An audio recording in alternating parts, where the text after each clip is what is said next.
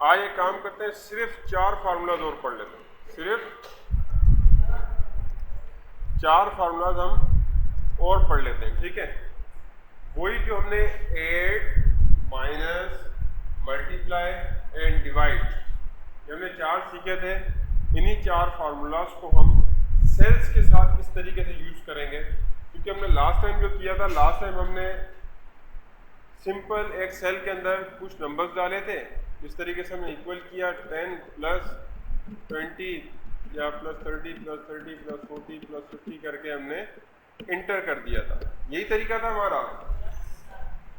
अब हमारा क्या तरीका होगा कि अगर कोई मुख्तलिफ सेल्स आपके पास मौजूद हैं, पहले हम एक डेटा बना लेते हैं, ठीक है। सिंपल डेटा बना लिया, ठीक है।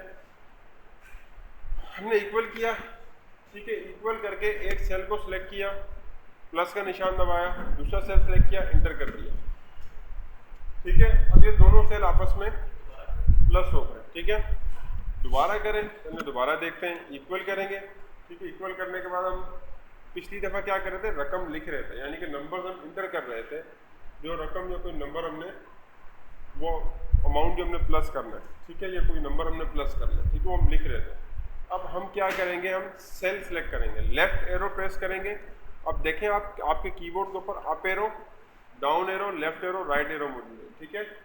हमने लेफ्ट एरो किया। अगर हम ऊपर मूव करवाना चाहते हैं सिलेक्शन, अप एरो करेंगे, राइट मूव करवाना चाहते हैं राइट एरो, और डाउन करना चाहते हैं तो डाउन एरो करेंगे।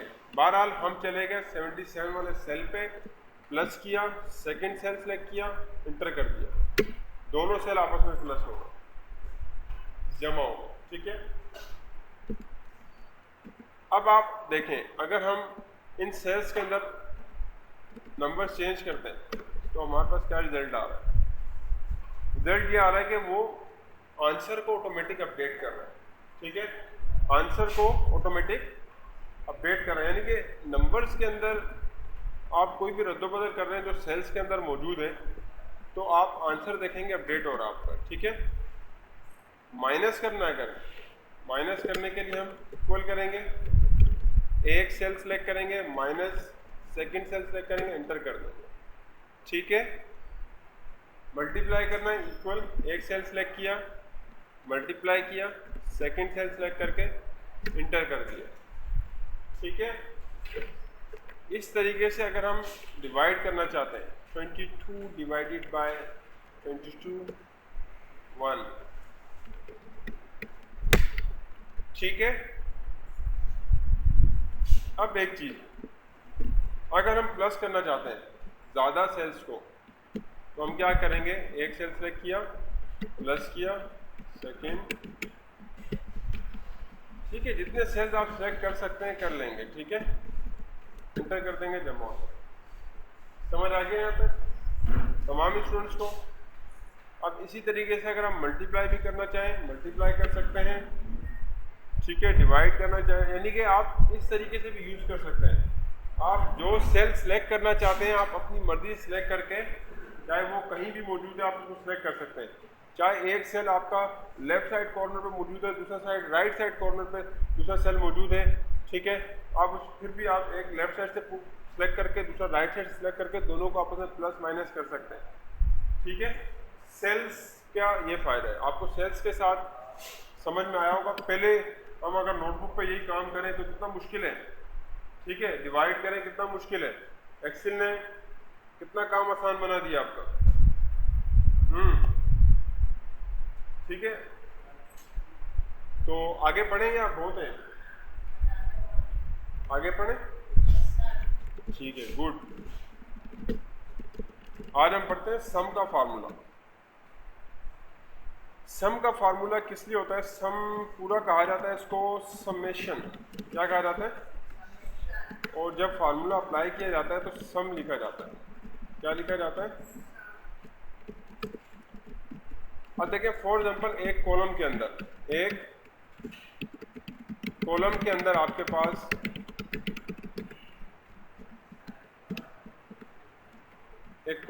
आपके पास कुछ नंबर्स लिखे हुए हैं, ठीक है। अब आप चाहते हैं तमाम नंबर्स को जमा करना, आप चाहते हैं तमाम नंबर्स को जमा करना चाहते हैं, तो अब आप सोच रहे होंगे कि हम ऐसे जमा करेंगे। कैसे करेंगे? इक्वल, सेल सेलेक्ट किया, प्लस सेकंड सेल सेलेक्ट किया, प्लस थर्ड सेल सेलेक्ट किया, प्लस फोर्थ सेल सेलेक्ट किया। अभी तो आपके पास 10 सेल्स हैं जिनको आपने प्लस करना। खुदा ना खास्ता आपके पास 50 सेल आ जाए तो फिर आप क्या ऐसे ही लगे रहेंगे? नहीं, उसके लिए एक्सेल में एक फार्मूला है सम। ठीक है, कौन सा फार्मूला है? सम। सिंपल, आप क्या करेंगे? इक्वल लिखेंगे, इक्वल लिख के सम लिखेंगे, सम लिख के ओपन ब्रैकेट डालेंगे। ठीक है, ओपन ब्रैकेट डाल के आप अप एरो करेंगे। क्या करेंगे? Up arrow. अप एरो से क्या होगा कि आपकी सिलेक्शन स्टार्ट हो जाएगी 100 से। ठीक है, उसके बाद अगर मैं मजीद अप एरो करता हूँ, देखेंगे आप कि सिलेक्शन एक ही सेल की हो रही है और आगे जा रहा है। कंटिन्यू सिलेक्शन अगर आप लेना चाहते हैं, अगर आप कंटिन्यू सिलेक्शन लेना चाहते हैं तो आप शिफ्ट का बटन प्रेस कर लें और अप एरो को प्रेस करते जाएं।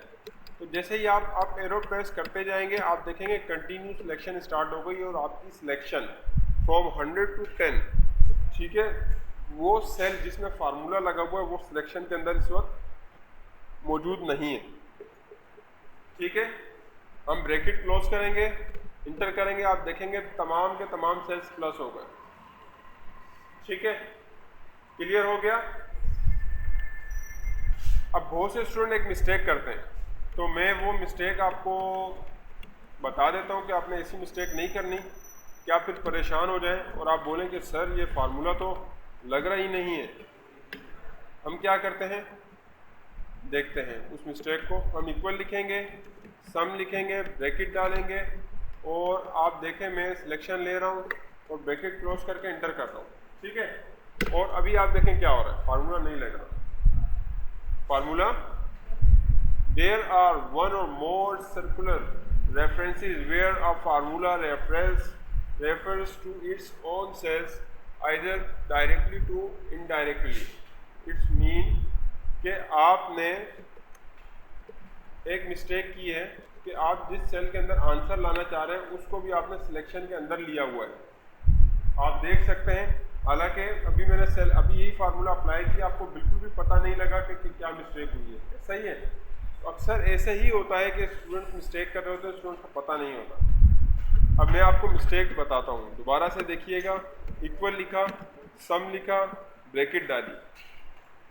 ठीक है, ब्रैकेट डालने के बाद हमने अप एरो किया, ऐसे ही बताया था। तो लास्ट टाइम मैंने मिस्टेक क्या की कि मैंने पहले से ही शिफ्ट दबा लिया, क्योंकि बच्चे याद करते हैं शिफ्ट दबाना है, शिफ्ट दबाना है, शिफ्ट दबाना है, वो पहले से शिफ्ट दबा लेते हैं, ब्रैकेट डालते ही सिलेक्शन स्टार्ट कर देते हैं। अब आप देखेंगे कि जिस सेल के अंदर फार्मूला लगा हुआ है वो सेल भी सिलेक्शन के अंदर आ रहा है, दिखाई दे रहा है, जिसकी वजह से फार्मूले ने आंसर नहीं दिया आपको। ठीक है, अब मिस्टेक तो नहीं होगी ये, अब ये मिस्टेक तो नहीं करेंगे, होनी भी नहीं चाहिए। अब भी होगी तो फिर क्या ही बात है। ठीक है, अप एरो करेंगे। ठीक है, उसके बाद शिफ्ट दबाएंगे, कंटिन्यू सिलेक्शन, या आप रेंज लेंगे, रेंज ले लिया आपने कुछ नंबर्स की। अब देखें सम है, ओपन ब्रैकेट है, क्लोज ब्रैकेट है, उसके अंदर आपकी सिलेक्शन आ रही है। ठीक है, समझ आ गया? अब हम इंटर करने लगे, अब कोई एरर नहीं आया, इसका मतलब यह है कि आपने कोई मिस्टेक नहीं की। एक चीज याद रखिएगा, कभी भी ऐसा नहीं सोचिएगा कि सर हम बिल्कुल ठीक कर रहे हैं लेकिन ये कंप्यूटर आंसर नहीं दे रहा। ठीक है, उसकी वजह यह है कि दिस इज अ मशीन। ठीक है, दिस इज नॉट ह्यूमन। ठीक है, इसके पास कोई सेंस नहीं है, अपना मर्जी का मालिक नहीं है, कोई सेंस नहीं है, बोला यार आज बहुत मुझे इस्तेमाल किया इन्होंने, आज मैं इनको आंसर नहीं दूंगा। सही है, तो ऐसा नहीं है, और ये प्रोग्रामेबल चीज़ है। ठीक है, यानी कि आपकी कोई मिस्टेक है इसीलिए आंसर नहीं आ रहा। ठीक है, तो ये चीज़ आपके माइंड क्लियर होनी चाहिए कि अगर आपसे नहीं हो रहा तो आप आपस में डिस्कस करें क्यों नहीं हो रहा। ठीक है, ये जिद लगा के ना बैठ जाए कि हम सही कर रहे हैं, ये आंसर नहीं दे रहा। ठीक है, बार बार देख लें, रिव्यू करें, आपस में डिस्कस कर लें कि भाई क्यों ये आंसर नहीं आ रहा। ठीक है, अब हम आगे चलते हैं। इसकी एक शॉर्टकट की है, इसकी शॉर्टकट की है Alt plus equal. Alt plus, अगर हम कीबोर्ड से यहाँ पर जहाँ पर हमने फार्मूला अप्लाई करना है उसी जगह पर मौजूद रह के हम कीबोर्ड से ऑल्टर का बटन होल्ड करके रखते हैं, इसका मतलब हमने दबा के रख लिया, छोड़ा नहीं, होल्ड करके रखा और हमने इक्वल का बटन दबाया। जैसे हमने इक्वल का बटन दबाया, ऑटो पे सम का फार्मूला भी लग जाएगा, ऑटो पे सिलेक्शन भी आ जाएगी, और हम जैसे ही इंटर करेंगे आप देख सकते हैं कि वही फार्मूला लग गया। लेकिन अब इस खुशी में भी ना रहें कि सर ये तो डायरेक्ट आपने बता दिया, अब तो हम यही याद करेंगे ऑल्टर इक्वल, बाकी तो हमारे काम का है ही नहीं। तो ऐसा भी नहीं है। बाज़ जगह पर ऐसा होता है कि आपको मखसूस सिलेक्शन चाहिए होती है, यानी कि फॉर एग्जाम्पल आपको 50 तक प्लस करना था, 50 से ऊपर नहीं करना था। ठीक है, तो जब आप ऑल्टर इक्वल करेंगे तो ये तो जितनी रेंज है, चाहे 1000 सेल्स ऊपर है, 1000 को सिलेक्ट कर लेगा ये ऑटो में। ठीक है, 1000 सेल ऊपर है कंटिन्यू। ठीक है, अगर बीच में कोई सेल, फॉर एग्जाम्पल मैं एक सेल डिलीट कर देता हूँ यहाँ से, अब देखें ये फार्मूला काम नहीं करेगा। अगर मैं सबको जमा करना चाहता हूँ तो ये फार्मूला कभी भी काम नहीं करेगा, नहीं कर रहा, उस तरीके से काम नहीं कर रहा ऑल्टर इक्वल शॉर्टकट की के जरिए। ठीक है, अब हमें मजबूरन क्या करना पड़ेगा, मजबूरन हमें मैन्युअली सेलेक्ट करना पड़ेगा, जिस तरीके से हमने पहले पढ़ा। ठीक है, ऑल्टर इक्वल शॉर्टकट की ज़रूर है, आपके पास नॉलेज होनी चाहिए, लेकिन आपका इन्हिसार पूरा इस पर नहीं हो जाए कि बस हमने अब ये शॉर्टकट ही याद करनी है, सम का फार्मूला याद करने की क्या ज़रूरत है। ठीक है, समझ गए, क्लियर है, मज़ा आया आज की क्लास में? चलो शुक्र है।